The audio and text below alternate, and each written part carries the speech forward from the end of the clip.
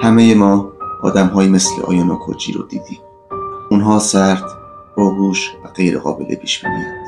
ولی پشت این ظاهر سرد و بی احساس چه ذهنی پنهانه؟ با من همراه باشید و 4 از تکنیک‌های روانشناسی تاریک که آیانا کوجی ازشون استفاده میکنه رو بررسی کنیم. قانون اول، کنترل احساسات. آیانا کوجی احساساتش رو کنترل میکنه، نه احساساتش اون رو.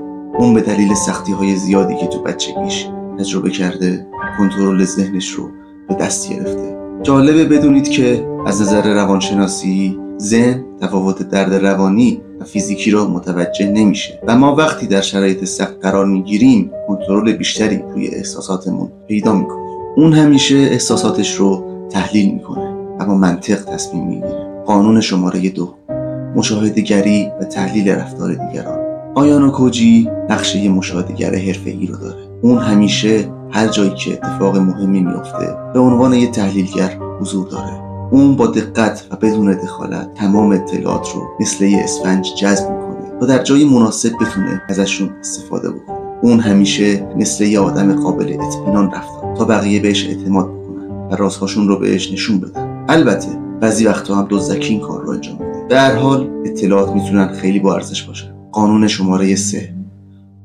قدرت واقعی نیازی به نمایش نداره. حتما اینو شنیدید که میگن توضیح نشونه ضعفه. آدم‌های قدرتمند نیازی به نشون دادن قدرتشون ندارن تا احساس ارزشمند بودن بکنن. برعکس این آدم‌های ضعیفن که میخوان با کسب توجه‌های بیرونی خلأهای درونیشون رو بپوشونن. علاوه بر اینها اگر بقیه بفهمن که قدرتمند هستید، دشمن‌های قدرتمندتری هم پیدا میکنید. اونها سعی میکنن در مقابل شما با احتیاط‌تر عمل کنن تا وقتی که بتونن شما رو کاملا خلع سلاح بکنن. این جمله رو به یاد داشته باشید. بذارید بقیه فکر کنن که شما احمق هستید تا اینکه شروع به صحبت کنید و شک‌ها رو به یقین تبدیل کنید. قانون شماره 4، بین دوست و دشمن فرقی نیست. هر دو ابزاری هستند برای رسیدن به اهداف. شاید این قانون به نظرتون بی‌رحمی یا غیر انسانی باشه، اما این دقیقاً کاری بود که آیانا کوجی میکنه. اون هر کسی رو نردبونی میدید برای رسیدن به اهدافش، درست مثل یک تعمیرکار ماهر که از هر ابزار مطابق با کاربردش در جای مناسب استفاده میکنه. آیانا کوجی هم همینطور.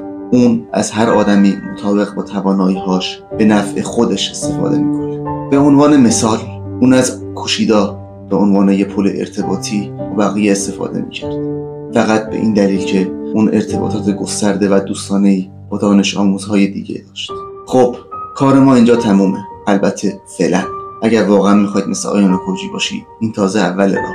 پس لایک و سابسکرایب یادتون نره تا قسمت بعدی هم ساخته بشه. ممنون که تا اینجا همراه ما بودید.